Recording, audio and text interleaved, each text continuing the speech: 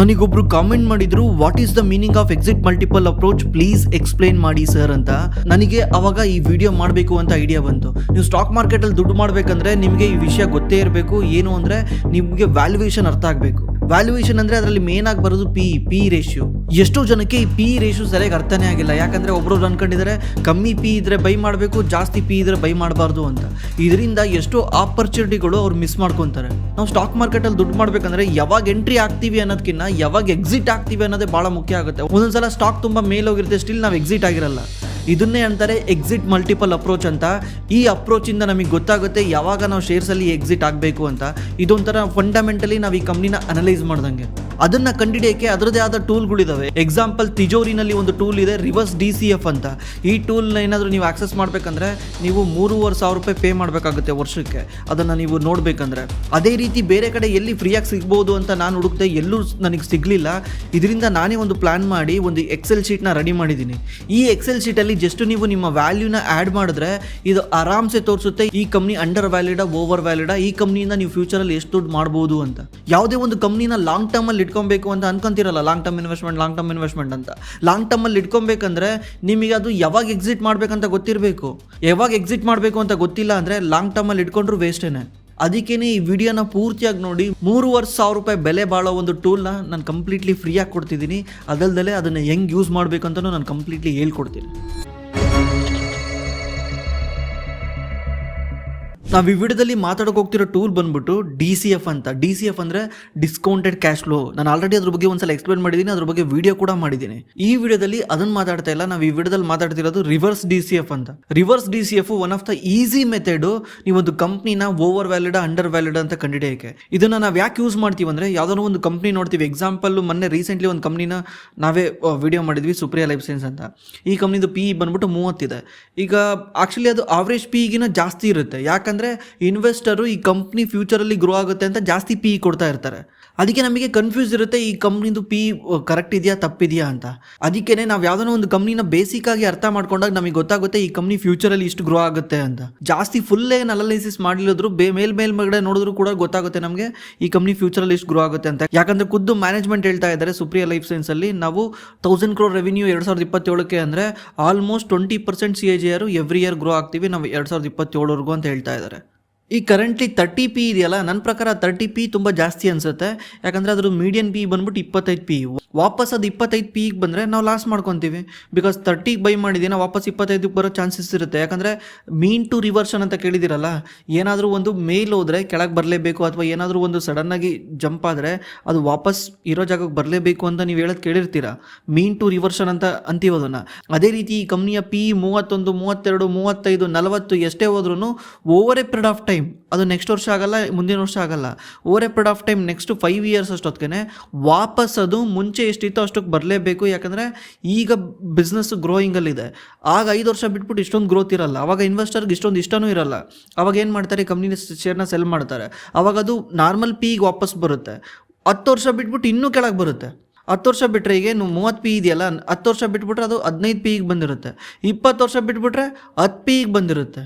ಅದಕ್ಕೆ ನಾವು ಈ ಥರ ಕ್ಯಾಲ್ಕುಲೇಟ್ ಮಾಡ್ಕೊಬೇಕು. 5 ವರ್ಷ ಬಿಟ್ಟರೆ ಎಷ್ಟು PE ಇರುತ್ತೆ, 10 ವರ್ಷ ಬಿಟ್ಟರೆ ಎಷ್ಟು PE ಇರುತ್ತೆ ಅಂತ ಈ ಥರ ಕ್ಯಾಲ್ಕುಲೇಟ್ ಮಾಡಿಬಿಟ್ಟು ನಾವು ಒಂದು ಕಂಪ್ನಿನ ಅನಲೈಸ್ ಮಾಡಿದಾಗ ಗೊತ್ತಾಗುತ್ತೆ, ಓ ಈ ಕಂಪ್ನಿ 10 ವರ್ಷ ಬಿಟ್ಟರೆ ಈ ಪ್ರೈಸಲ್ಲಿರುತ್ತೆ, ನನಗೆ ಇಷ್ಟು ದುಡ್ಡು ಸಿಗುತ್ತೆ. ಇಲ್ಲ ಅಂದರೆ ನಾವು ಅಷ್ಟೊಂದು ದುಡ್ಡು ಕೂಡ ಮಾಡೋಕ್ಕಾಗಲ್ಲ. ಈವನ್ ನಿಫ್ಟಿನೂ ಬೀಟ್ ಮಾಡೋಕ್ಕಾಗಲ್ಲ ನಮ್ಮ ಕೈಯಲ್ಲಿ, ನಾವು ಕ್ಲೀನಾಗಿ ಕ್ಯಾಲ್ಕುಲೇಷನ್ ಮಾಡಲಿಲ್ಲದ್ರೆ. ಅದಕ್ಕೇ ನಾವು ಈ ರಿವರ್ಸ್ DCFನ ಯೂಸ್ ಮಾಡ್ತೀವಿ. ನಮಗಂತೂ ರಿವರ್ಸ್ DCF ಮಾಡಿ ತಲೆಯಲ್ಲೇ ಕುತ್ಕೊಂಡ್ಬಿಟ್ಟಿರುತ್ತೆ. ಒಂದು ಕಂಪ್ನಿನ ನೋಡಿದ ತಕ್ಷಣ ಗೊತ್ತಾಗ್ಬಿಡುತ್ತೆ ನಮಗೆ ನಾವು ಎಷ್ಟು ದುಡ್ಡು ಮಾಡ್ತೀವಿ ನೆಕ್ಸ್ಟ್ 5 yearsಲ್ಲಿ ಈ ಕಂಪ್ನಿನ ಈ ವ್ಯಾಲ್ಯೂಯೇಷನಲ್ಲಿ ಎಂಟ್ರಿ ಆದರೆ, ವ್ಯಾಲ್ಯೂಯೇಷನ್ ಅಂದರೆ PEನಲ್ಲಿ ಎಂಟ್ರಿ ಆದರೆ ಅಂತ. ಅದಕ್ಕೆ ನಾವು ರಿವರ್ಸ್ DCFನ ಅಷ್ಟೊಂದು ಯೂಸ್ ಮಾಡಲ್ಲ, ನಮ್ಮ ತಲೆಯಲ್ಲೇ ಇದೆ ಅದು. ಬಟ್ ನೀವು ಇದನ್ನು ಇನಿಷಿಯಲಿ ಯೂಸ್ ಮಾಡ್ತಾ ನಿಮ್ಗೊಂದು ಐಡಿಯಾ ಸಿಗುತ್ತೆ ಯಾವ ರೀತಿ ಈ ಕಂಪ್ನಿ ಓವರ್ ವ್ಯಾಲಿಡಾ, ಅಂಡರ್ ವ್ಯಾಲಿಡಾ ಅಂತ. ಆಕ್ಚುಲಿ ರಿವರ್ಸ್ DCFಗೆ ತುಂಬ ವೆಬ್ಸೈಟ್ಗಳಿದಾವೆ. ತಿಜೋರಿ ಫೈನಾನ್ಸಲ್ಲೂ ಸಿಗುತ್ತೆ, ಮತ್ತೆ ತ್ರೈವಿ ಅನ್ನೋ ಒಂದು ವೆಬ್ಸೈಟ್ ಇದೆ, ಅದರಲ್ಲೂ ಕೂಡ ರಿವರ್ಸ್ DCF ಸಿಗುತ್ತೆ, DCF ಸಿಗುತ್ತೆ. ಅದರಲ್ಲಿ ಫ್ರೀ ಇದೆ. ಬಟ್ ಅದರಲ್ಲಿ ತುಂಬ ಕನ್ಫ್ಯೂಷನ್ ಇದೆ, ನಮಗೆ ಅರ್ಥ ಮಾಡ್ಕೊಳ್ಳೋದು ಕಷ್ಟ ಆಗುತ್ತೆ. ತುಂಬ ಕನ್ಫ್ಯೂಷನ್ ಇದೆ, ಸಿಂಪಲ್ ಆಗಿಲ್ಲ. ಅದಕ್ಕೆ ನಾನೇನು ಮಾಡಿದೆ ಅಂದರೆ, ನಾನು ಗೂಗಲ್ ಶೀಟಲ್ಲಿ ಅಂದರೆ ಎಕ್ಸೆಲಲ್ಲಿ ನಾವೇ ಖುದ್ದು ಒಂದು ಕ್ಯಾಲ್ಕುಲೇಷನ್ ಮಾಡಿ ಕ್ಯಾಲ್ಕುಲೇಟರ್ನ ಬಿಲ್ಡ್ ಮಾಡಿದ್ದೀವಿ. ಅದನ್ನು ಕಂಪ್ಲೀಟ್ಲಿ ಫ್ರೀಯಾಗಿ ಜನಗಳಿಗೆ ನಿಮಗೆ ಕೊಡಬೇಕಂತ ಡಿಸೈಡ್ ಮಾಡಿದ್ದೀವಿ. ನಮ್ಮ ಡಿಸ್ಕ್ರಿಪ್ಷನಲ್ಲಿ ಸಿಗುತ್ತೆ, ಅದ್ರ ಲಿಂಕು ಹೋಗಿ ಚೆಕ್ ಮಾಡ್ಕೊಳ್ಳಿ. ನೀವು ಒನ್ಸು ಗೂಗಲ್ ಶೀಟಿಗೆ ಬಂದರೆ ಈ ಥರ ಬರುತ್ತೆ, ರಿವರ್ಸ್ DCF ಕ್ಯಾಲ್ಕುಲೇಟರ್ ಅಂತ. ಆ ಲಿಂಕ್ನ ಕ್ಲಿಕ್ ಮಾಡಿದ್ರೆ ನಿಮಗೆ ಈ ಥರ ಗೂಗಲ್ ಶೀಟ್ ಓಪನ್ ಆಗುತ್ತೆ. ಇದು ನೀವು ಕೂಡ ಆಕ್ಸೆಸ್ ಮಾಡಬೇಕಂದ್ರೆ ನೀವು ಇಲ್ಲಿ ಫೈಲ್ ಅಂತ ಇದೆಯಲ್ಲ, ಈ ಫೈಲ್ ಕ್ಲಿಕ್ ಮಾಡಿದ್ರೆ ಇಲ್ಲಿ ಡೌನ್ಲೋಡ್ಸ್ ಅಂತ ಇರುತ್ತೆ. ನೀವು ಎಕ್ಸೆಲಲ್ಲಿ ಡೌನ್ಲೋಡ್ ಮಾಡ್ಕೊಂಡು ಕೂಡ ನೀವು ಆಕ್ಸೆಸ್ ಮಾಡ್ಬೋದು. ಅಥವಾ ನಾನು ಗೂಗಲ್ ಶೀಟಲ್ಲಿ ಆಕ್ಸೆಸ್ ಮಾಡಬೇಕಂದ್ರೆ ಮೇಕ್ ಎ ಕಾಪಿ ಅಂತ ಇರುತ್ತೆ. ಮೇಕ್ ಎ ಕಾಪಿ ಅಂತ ಹೊಡೋ ತಕ್ಷಣ ಇಲ್ಲಿ ಬಂತು ನೋಡಿ, copy of reverse DCF calculator. ನೀವು ಇದೇ ನೇಮ್ ಇಡ್ಬೋದು, ನಿಮ್ಮ ಇಷ್ಟ ಬಂದಿದ್ದ ನೇಮ್ ಕೂಡ ಇಡ್ಬೋದು. ಮೇಕ್ ಎ ಕಾಪಿ ಅಂತ ಹೊಡೋ ತಕ್ಷಣ ಇದು ಇನ್ನೊಂದು ಶೀಟ್ ಓಪನ್ ಆಯಿತು. ಈ ಶೀಟಲ್ಲಿ ನೀವೇನು ಬೇಕಿರೋ ಮಾಡ್ಬೋದು, ಬಿಕಾಸ್ ಇದು ನಿಮ್ಮ ಕಾಪಿ. ನೀವಿಲ್ಲಿ ನಾವು ಯಾವ ರೀತಿ ಆಕ್ಸೆಸ್ ಮಾಡ್ಬೋದಿತ್ತು ಅದೇ ರೀತಿ ನೀವು ಕೂಡ ಆಕ್ಸೆಸ್ ಮಾಡ್ಬೋದು. ಈ ರೀತಿ ಮಾಡಿದ್ರೆ ನೀವು ಕೂಡ ಯೂಸ್ ಮಾಡ್ಬೋದು. ಈಗ ಅದನ್ನು ಹೆಂಗೆ ಯೂಸ್ ಮಾಡೋದು ಅಂತ ನಾನು ನಿಮಗೆ ಹೇಳ್ಕೊಡ್ತೀನಿ. ನೀವು ಒನ್ಸು ಸ್ಕ್ರೀನರಿಗೆ ಬಂದರೆ ಸ್ಕ್ರೀನರಲ್ಲಿ ಹೋಗ್ಬಿಟ್ಟು ಸರ್ಚ್ ಮಾಡಿ ಸುಪ್ರಿಯಾ ಲೈಫ್ ಸೈನ್ಸ್ ಅಂತ. ಸುಪ್ರಿಯಾ ಲೈಫ್ ಸೈನ್ಸ್ ಅಂತ ಸರ್ಚ್ ಮಾಡಿದ ತಕ್ಷಣ ನಿಮ್ಗೆ ಸುಪ್ರಿಯಾ ಲೈಫ್ ಸೈನ್ಸು ಫುಲ್ ಬಂತು. ಯಾವ ಕಂಪ್ನಿದು ಬೇಕಾದ್ರೂ ಸರ್ಚ್ ಮಾಡಿ, ನಿಮ್ಗೆ ಇಷ್ಟ ಬಂದಿದ್ದ ಕಂಪ್ನೀಸ್ ಬೇಕಾದ್ರೂ ಸರ್ಚ್ ಮಾಡಿ. ನಾನು ಎಕ್ಸಾಂಪಲ್ಗೆ ಇದನ್ನು ತಾಂತಾ ಇದ್ದೀನಿ ಅಷ್ಟೇ. ಮತ್ತು ಇದನ್ನು ಹೋಗ್ಬಿಟ್ಟು ಬೈ ಮಾಡಿಬಿಡ್ಬಿಡಿ, ನಾನು ಈ ನೇಮ್ ತಾಂಡಿದ್ದೀನಿ ಅಂತ. ಒನ್ಸು ನಾವು ಇಲ್ಲಿ ಬಂದ ತಕ್ಷಣ ಈಗ ನಾವೇನು ಮಾಡಬೇಕು, ನೆಕ್ಸ್ಟ್ ಆ ಗೂಗಲ್ ಶೀಟಿಗೆ ಹೋಗಬೇಕು. ಗೂಗಲ್ ಶೀಟ್ ಬಂದ್ಬಿಟ್ಟು ನಿಮಗೆ ಡಿಸ್ಕ್ರಿಪ್ಷನಲ್ಲಿ ನಾನು ಕೆಳಗಡೆ ಕೊಟ್ಟಿರ್ತೀನಿ, ಹೋಗಿ ಚೆಕ್ ಮಾಡಿ. ಒನ್ಸು ನೀವು ಇಲ್ಲಿ ಗೂಗಲ್ ಶೀಟಿಗೆ ಬಂದರೆ ಇಲ್ಲಿ ಇನ್ಪುಟ್ ಫೀಲ್ಡ್ ಅಂತ ಇದೆ ಮತ್ತು ವ್ಯಾಲ್ಯೂಸ್ ಅಂತ ಇದೆ. ಇಲ್ಲಿ ನಾವೇನು ಮಾಡಬೇಕಂದ್ರೆ current earnings in a crore ಅಂತ ಇದೆಯಲ್ಲ, ನಾವೇನು ಮಾಡಬೇಕು, ಯಾವ ಕಂಪ್ನಿದು ನಾವು ಅನಾಲಿಸಿಸ್ ಮಾಡ್ತೀವಿ ಆ ಕಂಪ್ನಿದು ಕರೆಂಟ್ ಅರ್ನಿಂಗ್ಸ್ ಏನಿದೆ ಅಂತ ಹೋಗಿ ಚೆಕ್ ಮಾಡಬೇಕು. ಎಷ್ಟಿದೆ ಈಗ ಸುಪ್ರಿಯಾ ಲೈಫ್ ಸೈನ್ಸ್ ಹೋಗಿ ಎಷ್ಟಿದೆ, ಇಯರ್ ಆನ್ ಇಯರ್ ಅರ್ನಿಂಗ್ಸ್ ನೋಡಬೇಕು. TTMದೇ ಹೋಗಿ ನೋಡಿದ್ರು ಪರವಾಗಿಲ್ಲ, TTMದೇ ಹೋಗಿ ನೋಡಿ. 174 crores ಇದೆ. 174 crores ನಾನು ಕಾಪಿ ಮಾಡ್ಕೊತೀನಿ. ಕಾಪಿ ಮಾಡಿಕೊಂಡು ಇಲ್ಲಿ ಪೇಸ್ಟ್ ಮಾಡ್ತೀನಿ, 174 crores. ಓಕೆ, ಈಗ ಕರೆಂಟ್ ಪಿ ಎಷ್ಟಿದೆ ಅಂತ ಕೇಳ್ತಾ ಇದೆ. ಇದು ಕರೆಂಟ್ ಪಿ ಬಂದ್ಬಿಟ್ಟು ಸುಪ್ರಿಯಾ ಲೈಫ್ ಸೈನ್ಸ್ದು ಮತ್ತೆ ಸ್ಕ್ರೀನಲ್ಲಿ ಹೋಗಿ ಸರ್ಚ್ ಮಾಡಿ 30 ಇದೆ, ಆಲ್ಮೋಸ್ಟ್ 30 ಇದೆ. 30 ಅಂತ ಎಂಟ್ರಿ ಮಾಡಿ. ಒನ್ಸ್ ನೀವು 30 ಅಂತ ಎಂಟ್ರಿ ಮಾಡಿದ್ಮೇಲೆ ನೆಕ್ಸ್ಟ್ ಬಂದ್ಬಿಟ್ಟು ಡಿಸೈರ್ಡ್ ಆನ್ಯುವಲ್ ರಿಟರ್ನ್ ಅಂತ ಕೇಳ್ತಾ ಇದೆ. ಡಿಸೈರ್ಡ್ ಆನ್ಯುವಲ್ ರಿಟರ್ನ್ ಅಂದರೆ ನನಗೆ ಎಷ್ಟು ಬೇಕಾಗಿದೆ ವರ್ಷಕ್ಕೆ. ಎಕ್ಸಾಂಪಲ್ ನಾವು ಇದನ್ನು ಡಿಸ್ಕೌಂಟೆಡ್ ರೇಟ್ ಅಂತ ಕರಿತೀವಿ. ಅಂದರೆ ಇದೇ ದುಡ್ಡನ್ನ ನಾನೇನಾದರೂ ಸುಪ್ರಿಯಾದಲ್ಲಿ ಹಾಕೋ ಬದಲು ಈ ದುಡ್ಡನ್ನ ಬೇರೆ ಎಲ್ಲಾದರೂ ಹಾಕಿದರೆ ನನಗೆ ಎಷ್ಟು ಸಿಗ್ತಾ ಇತ್ತು. ನಾರ್ಮಲಿ ನನಗೆ ಈಗ ನಿಫ್ಟಿನಲ್ಲಿ ತಗೊಂಡೋಗಿ ಹಾಕಿದರೆ ನನಗೆ 12% ಸಿಗ್ತಾ ಇತ್ತು ಅಲ್ವಾ. ಮಿನಿಮಮ್ 12% ನಿಫ್ಟಿನಲ್ಲಿ ನನಗೆ ಆರಾಮ್ಸೆ ರಿಟರ್ನ್ ಸಿಗುತ್ತೆ, ಸಿಗುತ್ತೆ ನಿಫ್ಟಿನಲ್ಲಿ. ಅಂಥದ್ದನ್ನು ತಗೊಂಡ್ಬಂದ್ಬಿಟ್ಟು ನಾನು ಸುಪ್ರಿಯಾದಲ್ಲಿ ಹಾಕ್ತಿದ್ದೀನಿ, ಯಾಕಂದರೆ ಜಾಸ್ತಿ ರಿಟರ್ನ್ ಸಿಗ್ತಾ ಇದೆ ಅಂತ. ಈಗ ನಾನು ಏನು ಮಾಡಬೇಕಂದ್ರೆ ನಿಫ್ಟಿನ ಬೀಟ್ ಮಾಡಲೇಬೇಕು. ಮಿನಿಮಮ್ ನಿಫ್ಟಿನ ಬೀಟ್ ಮಾಡಬೇಕು. ನಿಫ್ಟಿಯನ್ನು 100% ಕೊಟ್ಟಿದೆ ಅಂದರೆ ನಾನು ಅದಕ್ಕಿಂತ ಜಾಸ್ತಿ ರಿಟರ್ನ್ ತೆಗಿಲೇಬೇಕು. ಅಟ್ಲೀಸ್ಟ್ ಅಷ್ಟಾದರೂ ತೆಗಿಬೇಕು, ಇಲ್ಲಾಂದರೆ ನಾನು ವೇಸ್ಟ್ ಅಂತ. ಅದಕ್ಕೆ ನಾನು ಏನು ಮಾಡ್ತಿದ್ದೀನಿ, ಈ ಡಿಸ್ಕೌಂಟೆಡ್ನ ನಾನು 12% ಅಂತ ಹಾಕ್ತಾಯಿದ್ದೀನಿ. ಮಿನಿಮಮ್ 12% ಆದರೂ ಸಿಗಬೇಕು ನನಗೆ ಅಂತ. ಆಮೇಲೆ ಫ್ಯೂಚರ್ ಪಿ ಅಂತ ಕೇಳ್ತಾ ಇದೆ. ಯಾಕಂದರೆ ನಾನು ಅವಾಗಲೇ ಹೇಳಿದೆ, ಯಾವತ್ತು ಮೀನ್ ಟು ರಿವರ್ಷನ್ ಆಗುತ್ತೆ, ಇವತ್ತಿದ್ದಂಗೆ ನಾಳೆ ಇರಲ್ಲ. ಇವತ್ತೇನಾದರೂ ಈ ಪ್ರೈಸ್ ಜಾಸ್ತಿ ಇದ್ದರೆ, ಅಂದರೆ ಇವತ್ತೇನಾದರೂ 30, 35 ಪಿ 40 ಪಿ ಇದ್ದರೆ ನಾಳೆ ಇಷ್ಟೇ ಇರಲ್ಲ, ವಾಪಸ್ ಬಂದೇ ಬರುತ್ತೆ. ಫ್ಯೂಚರ್ ಪಿ ಅಂತ ಕೇಳ್ತಾ ಇದೆ, ಅಂದರೆ ಮೀಡಿಯನ್ ಪಿ ಎಷ್ಟಿದೆ ಅಂತ ಕೇಳ್ತಾ ಇದೆ. ನಾನೇನು ಮಾಡ್ತೀನಿ, ಮೀಡಿಯನ್ ಪಿ ಈ ಕಂಪ್ನಿದು ಜಸ್ಟ್ ಮೀಡಿಯನ್ ಪಿಗೆ ಹೋಗ್ಬಿಡಿ. ಮೀಡಿಯನ್ ಪಿಗೆ ಹೋಗ್ಬಿಟ್ಟು ಇನ್ನೇನು ಮಾಡಬೇಡಿ, ಮೀಡಿಯನ್ ಪಿಗೆ ಹೋಗ್ಬಿಟ್ಟು ಚೆಕ್ ಮಾಡಿ ಈ ಕಂಪ್ನಿಯ ಮೀಡಿಯನ್ ಪಿ ಎಷ್ಟಿದೆ ಅಂತ. 5 ವರ್ಷಕ್ಕೆ ಇದು 25 ಮೀಡಿಯನ್ ಪಿ ತೋರಿಸ್ತಾ ಇದೆ. ನಾನೇನು ಮಾಡ್ತೀನಿ, ಇಲ್ಲಿ 25 ಅಂತ ಹಾಕ್ತೀನಿ. ಆಮೇಲೆ 10 ಇಯರ್ ಬಿಟ್ಬಿಟ್ಟು ಇದ್ರ ಪಿ ಎಷ್ಟಿರುತ್ತೆ ಅಂತ ಕೇಳ್ತಾ ಇದೆ. ನನ್ನ ಪ್ರಕಾರ 10 ಇಯರ್ ಬಿಟ್ಬಿಟ್ಟು ಮೀಡಿಯನ್ ಪಿ 5 ವರ್ಷದ ಮೀಡಿಯನ್ ಪಿಗಿನ 10 ಇಯರ್ ಮೀಡಿಯನ್ ಪಿ ಇನ್ನೂ ಕಮ್ಮಿ ಇರುತ್ತೆ. 10 ಇಯರ್ ಮೀಡಿಯನ್ ಪಿ ಬಂದ್ಬಿಟ್ಟು ನಾನು 15 ಅಂತ ಹಾಕ್ತೀನಿ. 20 ಇಯರ್ ಪಿ ಎಷ್ಟಿರುತ್ತೆ ಅಂದರೆ ನೀವು ಎಕ್ಸಿಟ್ ಪಿ ಅಂತ, ನೀವು ಸೆಲ್ ಮಾಡ್ಬೇಕಾದ್ರೆ ಈ ಕಂಪ್ನಿ ಪಿ ಎಷ್ಟಿರುತ್ತೆ ಅಂತ. ನೀವು ಇವತ್ತೇನಾದರೂ 30 ಪಿ ಬೈ ಮಾಡಿದ್ದೀರಾ ಅಂದರೆ ಸೆಲ್ ಮಾಡ್ಬೇಕಾದ್ರೆ ಅಷ್ಟೇ ಪಿ ಇರಲ್ಲ, ಡೌನ್ ಆಗಿರುತ್ತಲ್ಲ. ಅವಾಗ ಏನೇನೋ ರೀಸನ್ ಇರ್ಬೋದು, ಅಲ್ಲಿ ಗ್ರೋತ್ ಸ್ಟಾಪ್ ಆಗಿರ್ಬೋದು, ಅಲ್ಲಿಂದ ಇನ್ವೆಸ್ಟರ್ಸ್ಗೆ ಈ ಕಂಪ್ನಿ ಮೇಲೆ ನಂಬಿಕೆ ಕಮ್ಮಿ ಆಗಿರ್ಬೋದು, ಅದಕ್ಕಿಂತ ಕಮ್ಮಿ ಪಿ ಕೊಡ್ತಿರ್ಬೋದು. ನಾವು ಅದನ್ನು ಅರ್ಥ ಮಾಡ್ಕೊಬೇಕು, ಅದನ್ನು ಕ್ಯಾಲ್ಕುಲೇಟ್ ಮಾಡಬೇಕು. ಅದಕ್ಕೆ ನಾನು ಏನು ಮಾಡ್ತೀನಿ, 20 ಇಯರ್ಸ್ ಆದಮೇಲೆ ಈ ಕಂಪ್ನಿದು ಪಿ ಬಂದ್ಬಿಟ್ಟು 10 ಇರುತ್ತೆ ಅಂತ ಕ್ಯಾಲ್ಕುಲೇಟ್ ಮಾಡ್ತೀನಿ. ಇದು ಬಿಡಿ, ಇದು ಜಸ್ಟ್ ಕ್ಯಾಲ್ಕುಲೇಷನ್ ಫಾರ್ಮುಲಾ ಯೂಸ್ ಮಾಡೋಕ್ಕೆ ಮಾಡ್ಕೊಂಡಿರೋದು. ಈ ಕಡೆ ಬಂದರೆ ನೀವು ಈಗ ಕರೆಂಟ್ ಮಾರ್ಕೆಟ್ ವ್ಯಾಲ್ಯೂ ಎಷ್ಟಿದೆ ಅಂತ ಬಂದ್ಬಿಡುತ್ತೆ. ಆಟೋಮೆಟಿಕ್ಲಿ ತೋರಿಸ್ಬಿಡುತ್ತೆ ಕರೆಂಟ್ ಮಾರ್ಕೆಟ್ ವ್ಯಾಲ್ಯೂ ಎಷ್ಟಿದೆ ಅಂತ. ಯಾಕಂದರೆ 174 crore 30 ಟೈಮ್ಸ್ ಅಂದರೆ 30 ಪಿ ಹಾಕಿದ್ರೆ ಆಲ್ಮೋಸ್ಟ್ 5200 ಕೋಟಿ ಬರುತ್ತೆ. ಮಾರ್ಕೆಟ್ ಕ್ಯಾಪ್ ಕೂಡ ಇವಾಗ ಆಲ್ಮೋಸ್ಟ್ ಅಷ್ಟೇ ಇರುತ್ತೆ, ಬಿಕಾಸ್ ಮಾರ್ಕೆಟ್ ಕ್ಯಾಪ್ನ ಕ್ಯಾಲ್ಕುಲೇಟ್ ಮಾಡೋದು ಅದೇ ರೀತಿ. ಆಮೇಲೆ ನಮಗೆ ಟಾರ್ಗೆಟೆಡ್ ಮಾರ್ಕೆಟ್ ಕ್ಯಾಪ್ ಅಂದರೆ ಎಷ್ಟು, 9199 ಕೋಟಿ ಇರಬೇಕು 5 ವರ್ಷಕ್ಕೆ. ನನಗೇನಾದರೂ ಮಿನಿಮಮ್ 12% ಬರಬೇಕು ಅಂದರೆ ಈ ಕಂಪ್ನಿಯ ಮಾರ್ಕೆಟ್ ಕ್ಯಾಪ್ ಮಿನಿಮಮ್ ಅಷ್ಟಾಗಿರಬೇಕು. 10 ವರ್ಷಕ್ಕೆ ನನಗೆ 15% ಬೇಕು ಅಂದರೆ ಈ ಕಂಪ್ನಿದು ಮಾರ್ಕೆಟ್ ಕ್ಯಾಪು ಮಿನಿಮಮ್ ಅಂದ್ರೂ 16,213 ಕೋಟಿ ಆಗಿರಬೇಕು. 5 ವರ್ಷಕ್ಕೆ 9,199 ಕೋಟಿ ಆಗಿರುತ್ತೆ.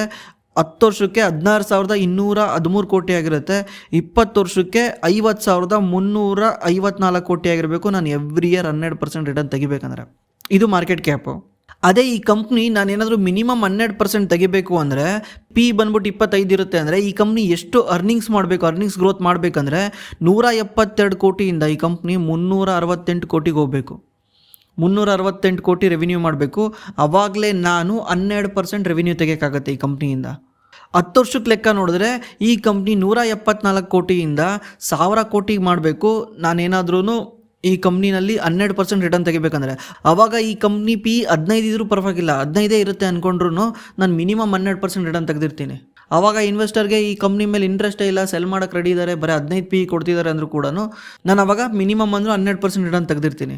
20 ವರ್ಷಕ್ಕೆ ಈ ಕಂಪ್ನಿಯ ಲಾಭ ಎಷ್ಟಾಗಿರ್ಬೇಕಂದ್ರೆ 5,000 ಕೋಟಿ ಆಗಿರಬೇಕು.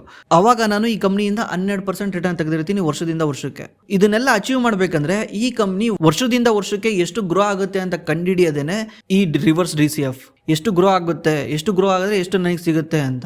ಈ ನೆಕ್ಸ್ಟ್ ಏನು ಕಾಲಮ್ ಇದಾವಲ್ಲ ಆ 3 ಕಾಲಮ್ ಕೂಡ ಅದೇ ಹೇಳುತ್ತೆ. ನನಗೇನಾದರೂ ಈ ಕಂಪ್ನಿಯಿಂದ 12% ಇಯರ್ ಆನ್ ಇಯರ್ ರಿಟರ್ನ್ ಬೇಕು ಅಂದರೆ ನೆಕ್ಸ್ಟ್ 5 ಇಯರ್ಸಲ್ಲಿ ಈ company just 16% year on year return ತೆಗೆದ್ರೂ ಸಾಕು, ನನಗೆ 12% ಸಿಕ್ಬಿಡ್ತು. ಈ company 16% year on year grow ಆಗುತ್ತೆ ಅನ್ನಂಗಿದ್ರೆ, ನನಗೆ 12% ರಿಟರ್ನ್ ಸಾಕು ಅನ್ನಂಗಿದ್ರೆ, ನಾನು ಈ ಕಂಪ್ನಿನ 30 P-ನಲ್ಲಿ ಬೈ ಮಾಡಿದ್ರು ನೋ ಪ್ರಾಬ್ಲಮ್, ನಾನು ಆರಾಮ್ಸೆ ಬೈ ಮಾಡ್ಬೋದು. ಅದೇ ಈ ಕಂಪ್ನಿ 10 ವರ್ಷ ಬಿಟ್ಬಿಟ್ಟು ಇದ್ರ ಪಿ 15ಕ್ಕೆ ಬಂದಿರುತ್ತೆ, ವಾಪಸ್ ಬಂದಿರುತ್ತೆ ಅಂದರೆ ನನಗೆ ಮಿನಿಮಮ್ 12% ರಿಟರ್ನ್ ಸಿಗೋಕ್ಕೆ ಈ ಕಂಪ್ನಿ ವರ್ಷದಿಂದ ವರ್ಷಕ್ಕೆ 20% ಗ್ರೋ ಆಗಬೇಕು. ಅದೇ ರೀತಿ 20 ವರ್ಷಕ್ಕೆ ಈ ಕಂಪ್ನಿ ಪಿ 10ಕ್ಕೆ ಬಂದಿದೆ ಅಂದರೆ ನನಗೇನಾದರೂ 12% ರಿಟರ್ನ್ ತೆಗಿಬೇಕಂದ್ರೆ ಈ ಕಂಪ್ನಿ ವರ್ಷದಿಂದ ವರ್ಷಕ್ಕೆ 18% ಗ್ರೋ ಆಗಬೇಕು. ಇದನ್ನೇ ನಾವು ರಿವರ್ಸ್ DCF ಅಂತ ಕರಿತೀವಿ. ಅಕಸ್ಮಾತ್ ನನಗೆ ಜಾಸ್ತಿ ರಿಟರ್ನ್ ಬೇಕು ಅಂದರೆ, ನಮಗೆ ಜಾಸ್ತಿ ರಿಟರ್ನ್ ಬೇಕು, ಎಷ್ಟು ಬೇಕು 20% ರಿಟರ್ನ್ ಬೇಕು. ಇಲ್ಲಾಂದರೆ ಯಾಕೆ ಈ ಸ್ಮಾಲ್ ಕ್ಯಾಪ್ಗೆಲ್ಲ ಎಂಟ್ರಿ ಆಗಬೇಕಲ್ಲ, ಮಿನಿಮಮ್ 20% ರಿಟರ್ನ್ ಬೇಕು. 20% ರಿಟರ್ನ್ ಬೇಕಂದರೆ ನಾನು ಡಿಸೈಡ್ ರಿಟರ್ನ್ ಆನ್ಯುವಲ್ ರಿಟರ್ನ್ 20% ಹಾಕಿದ್ದೀನಿ. ಈಗ ಚೆಕ್ ಮಾಡಿ ನೋಡಿದ್ರೆ ಈ ಕಂಪ್ನಿ ವರ್ಷದಿಂದ ವರ್ಷಕ್ಕೆ 24% ಗ್ರೋ ಆಗಬೇಕು. 24% ಗ್ರೋ ಆಗುತ್ತಾ? ಪ್ರಾಬಬಲಿ ಆಗುತ್ತಾ ಇಲ್ಲ ಅಂತ ನಾವು ಅನಲೈಸ್ ಮಾಡಿ ನೋಡಬೇಕು. ಮ್ಯಾನೇಜ್ಮೆಂಟ್ ಕಾಲು ಅದು ಇದು ಓದ್ಬಿಟ್ಟು ನೋಡಬೇಕು. ಈ ಕಂಪ್ನಿ 24% ಗ್ರೋ ಆಗ್ತಾಯಿದ್ರೆ ನನಗಂತೂ ಈ P-ನಲ್ಲಿ ಎಂಟ್ರಿ ಆದ್ರೂ, ಈ ಥರ ಹೈ ವ್ಯಾಲ್ಯೂಯೇಷನಲ್ಲಿ ಎಂಟ್ರಿ ಆದರೂ ಕೂಡ ನಾನು ಆರಾಮ್ಸೆ 20% ಇಯರ್ ಆನ್ ಇಯರ್ ಪ್ರಾಫಿಟ್ ಮಾಡ್ತೀನಿ, ನನ್ನ ದುಡ್ಡು ಗ್ರೋ ಆಗಿರುತ್ತೆ. ಇಲ್ಲ ನಿಮಗೆ ಅನಿಸುತ್ತೆ 5 ವರ್ಷ ಬಿಟ್ಬಿಟ್ಟು ಇದ್ರ ಪಿ ಇನ್ನೂ ಜಾಸ್ತಿ ಇರುತ್ತೆ, ಇಷ್ಟೇ ಇರಲ್ಲ, ಎಷ್ಟಿರುತ್ತೆ 40 ಇರುತ್ತೆ ಅಂತ ಅಂದ್ಕೊಳ್ಳಿ. ಇದ್ರ ಪಿ 40 ಇರುತ್ತೆ ಅಂದರೆ ಈ company just 13% year on year grow ಆದರೂ ಸಾಕು, ನಿಮಗೆ 20% ರಿಟರ್ನ್ ಸಿಗುತ್ತೆ. ಯಾಕಂದರೆ ಕಂಪ್ನಿಯ ನೆಟ್ ಪ್ರಾಫಿಟ್ ಜಂಪ್ ಆಗಿರುತ್ತೆ, 174 ಕೋಟಿಯಿಂದ 324 ಕೋಟಿ ಆಗಿರುತ್ತೆ. ಬಟ್ ಈ 325 ಕೋಟಿಗೆ ಜನ ಆವಾಗ 40 ಪಟ್ಟು ಕೊಡೋಕ್ಕೆ ರೆಡಿ ಇರ್ತಾರೆ. ಅವಾಗ ಅದ್ರ ವ್ಯಾಲ್ಯೂಯೇಷನ್ ಎಷ್ಟಿರುತ್ತೆ? 12,989 ಕೋಟಿ ಇರುತ್ತೆ. ಅಂದರೆ ಆಲ್ಮೋಸ್ಟ್ ಈ ಕಂಪ್ನಿ ವರ್ಷದಿಂದ ವರ್ಷಕ್ಕೆ 20% ಗ್ರೋ ಆಗಿರುತ್ತೆ, ಡಬಲ್ಗಿನ್ನ ಜಾಸ್ತಿ ಆಗಿರುತ್ತೆ. ಈ ಕಂಪ್ನಿ ಇಷ್ಟೊಂದು ಗ್ರೋ ಆಗೋಕ್ಕೆ ನನಗೆ ಜಸ್ಟ್ 13% ಈ company year on year grow ಆದರೂ ಸಾಕು. ಬಟ್ ಆ ಥರ ಚಾನ್ಸ್ ಇಲ್ಲ. ಈ ಕಂಪ್ನಿ ವರ್ಷದಿಂದ ವರ್ಷಕ್ಕೆ 13% ಗ್ರೋ ಆಗುತ್ತೆ ಅಂದರೆ ಈ ಕಂಪ್ನಿಯ ಪಿ 40 ಇರೋದೇ ಇಲ್ಲ. ನನ್ನ ಪ್ರಕಾರ 13% ಗ್ರೋ ಆದರೆ ವಾಪಸ್ ಅದು 18ಕ್ಕೆ ಬಂದುಬಿಡುತ್ತೆ. ನಿಮಗೆ ಮತ್ತೆ ಇದು ಏನು ಗುರು 12% 20% ಅಂತ ಹೇಳ್ತಿದ್ಯಾ, ಅದೆಲ್ಲ ಏನು ಗುರು, ಇದೇನಿದು ಗುರು 24%, ಇದೇನು ಗುರು 20%, ಯಾವುದೇನು ಗುರು ಆಗಬೇಕು ಗುರು ಅಂತ ಅಂದ್ಕೊತಿರ್ತೀರಾ. ಆ್ಯಕ್ಚುಲಿ ಈ ಸೈಡ್ ಏನಿದೆಯಲ್ಲ ಡಿಸೈರ್ ಆನ್ಯುವಲ್ ರಿಟರ್ನು, ಇದು ಬಂದ್ಬಿಟ್ಟು ಶೇರ್ ಪ್ರೈಸ್ ಮೇಲೋಗೋದು. 20% ಇಯರ್ ಆನ್ ಇಯರ್ ನಮ್ಮ ದುಡ್ಡು, ಈಗ ನಾನು ಕಂಪ್ನಿನಲ್ಲಿ ಇನ್ವೆಸ್ಟ್ ಮಾಡಿದ್ದೀನಿ ಅಂದರೆ ನನ್ನ ದುಡ್ಡು ಮೇಲೋಗೋದು. ನನ್ನ ಈ ದುಡ್ಡು ಮೇಲೋಗ್ಬೇಕಂದ್ರೆ ಈ ಕಂಪ್ನಿಯ ಪ್ರಾಫಿಟ್ ಅಂದರೆ ಈ ಕಂಪ್ನಿಯ ನಿವ್ವಳ ಲಾಭ, ನೆಟ್ ಪ್ರಾಫಿಟ್ ಅಂತ ಕರಿತೀವಲ್ಲ, ಅದು ಇಯರ್ ಆನ್ ಇಯರು ವರ್ಷದಿಂದ ವರ್ಷಕ್ಕೆ 24% ಮೇಲೋಗಬೇಕು. ನಾನು ಹಾಕಿರೋ 1 ಲಕ್ಷ ರೂಪಾಯಿ ವರ್ಷದಿಂದ ವರ್ಷಕ್ಕೆ 20% ಮೇಲೆ ಹೋಗ್ಬೇಕಂದ್ರೆ ಈ ಕಂಪನಿ 24% ವರ್ಷದಿಂದ ವರ್ಷಕ್ಕೆ ಲಾಭ ಮಾಡಬೇಕು. ಆವಾಗಲೇ ನನಗೆ 20% ಸಿಗುತ್ತೆ. ಯಾಕಂದರೆ ಪಿ ಕೆಳಗೆ ಬಂದಿದೆ. ನಾನು ಬೈ ಮಾಡ್ಬೇಕಾದ್ರೆ 30 ಪಿ ಇತ್ತು, ನಾಳೆ 30 ಪಿನೇ ಇರಲ್ಲ, ಕೆಳಗೆ ಬಂದಿದೆ. ಅದಕ್ಕೇ ಈ ಕಂಪ್ನಿ ನನಗೆ ಬೇಕಾಗಿರೋ ರಿಟರ್ನ್ಗಿನ್ನ ಜಾಸ್ತಿ ಲಾಭ ಮಾಡಬೇಕು, ಆವಾಗಲೇ ನನಗೆ ಲಾಭ ಸಿಗುತ್ತೆ. ಈ ಥರ ಐ ವ್ಯಾಲ್ಯೂಯೇಷನ್ ಕಂಪ್ನಿನಲ್ಲಿ ಬೈ ಮಾಡಿದ್ರೆ ಇದೇ ರೀತಿ ಆಗುತ್ತೆ. ಅದಕ್ಕೇ ನಾವು ಈ ರಿವರ್ಸ್ DCFನ ಕ್ಲೀನಾಗಿ ಯೂಸ್ ಮಾಡೋದು ಕಲಿಬೇಕು. ಈಗ ಒಂದೊಂದು ಸಲ ಏನಾಗುತ್ತೆ, ಈಗ ಒಂದೊಂದು ಸಲ ನಮಗೂ ಅನಿಸುತ್ತೆ ಈ ಕಂಪ್ನಿದು ವ್ಯಾಲ್ಯೂಯೇಷನ್ ಕಮ್ಮಿ ಆಗಿಬಿಡುತ್ತೆ. ಈಗ ಇದ್ದಕ್ಕಿದ್ದಂಗೆ ಏನೋ ನ್ಯೂಸ್ ಬಂತು, ರಷ್ಯಾ ಯುಕ್ರೇನ್ ವಾರ ಆಯಿತು ಅಥವಾ ಪಕ್ಕದಲ್ಲಿ ಏನೋ ವಾರ ಆಯಿತು, ಇದರಿಂದ ಮಾರ್ಕೆಟ್ ಡೌನ್ ಆಗಿಬಿಡ್ತು. ಮಾರ್ಕೆಟ್ ಡೌನ್ ಆಗಿದ್ದಕ್ಕೆ ಈ ಕಂಪ್ನಿದು ಪಿ ವಾಪಸ್ 15ಕ್ಕೆ ಬಂತು. ನನಗೆ ಗೊತ್ತಿದೆ ಈ ಕಂಪ್ನಿ ವರ್ಷದಿಂದ ವರ್ಷಕ್ಕೆ 20% ಗ್ರೋ ಆಗೇ ಆಗುತ್ತೆ. ಯಾಕಂದರೆ ಅಂಥದ್ದೇನು ಪ್ರಾಬ್ಲಮ್ ಇಲ್ಲ, ಈ ಯುದ್ಧದಿಂದ ಈ ಕಂಪ್ನಿಗೆ ಏನು ತೊಂದರೆ ಆಗಲ್ಲ, ಆರಾಮ್ಸೆ 20% ವರ್ಷದಿಂದ ವರ್ಷ ಗ್ರೋ ಆಗುತ್ತೆ, ಬೇಡ 15% ಆದರೂ ಗ್ರೋ ಆಗುತ್ತೆ ಅಂತ ಒಂದು ಕ್ಯಾಲ್ಕುಲೇಷನ್ ಇಟ್ಕೊಂಡಿದ್ದೀನಿ.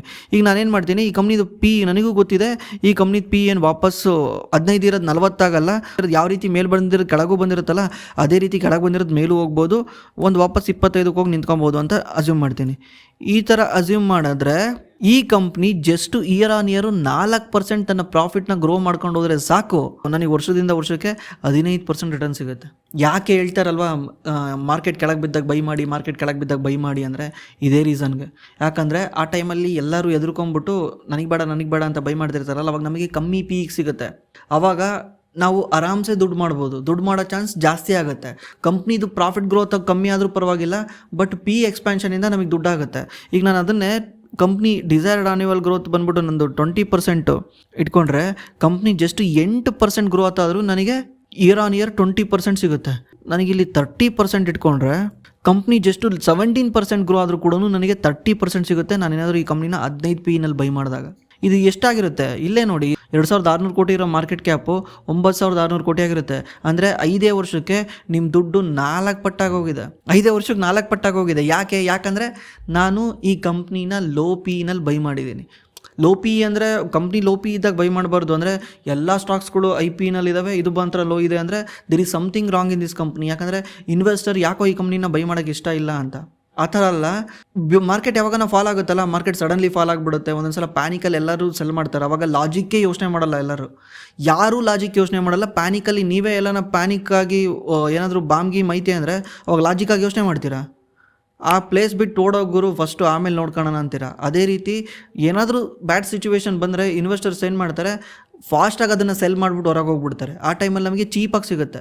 ಅದಕ್ಕೆ ವಾರನ್ ಬಫೆಟ್ ಹೇಳ್ತಿದ್ದು, be greedy when others are fearful, be fearful when others are greedy ಅಂತ. ಈಗ ನಿಮಗೆ ಇದು ಇಷ್ಟು ಅರ್ಥ ಆಯ್ತಲ್ವಾ? ಇದನ್ನು ನೀವು ಯಾವ ಕಂಪ್ನಿಗೆ ಬೇಕಿರೋ ಹೋಗಿ ಕ್ಯಾಲ್ಕುಲೇಷನ್ ಮಾಡ್ಬೋದು, ಯಾವ ಕಂಪ್ನಿಗೆ ಬೇಕಿರೋ ಮಾಡ್ಬೋದು. ಏನೂ ಮಾಡೋಂಗಿಲ್ಲ. ಆ ಕಂಪ್ನಿಯ ಕರೆಂಟ್ PE ಮತ್ತು ಆ ಕಂಪ್ನಿಯ ಲಾಸ್ಟ್ ಇಯರ್ ಪ್ರಾಫಿಟ್ ತಗೊಂಡು ಇಲ್ಲಿ ಹಾಕಬೇಕು. ಇದರಿಂದ ನಿಮಗೆ ಈಸಿಲಿ ಗೊತ್ತಾಗುತ್ತೆ.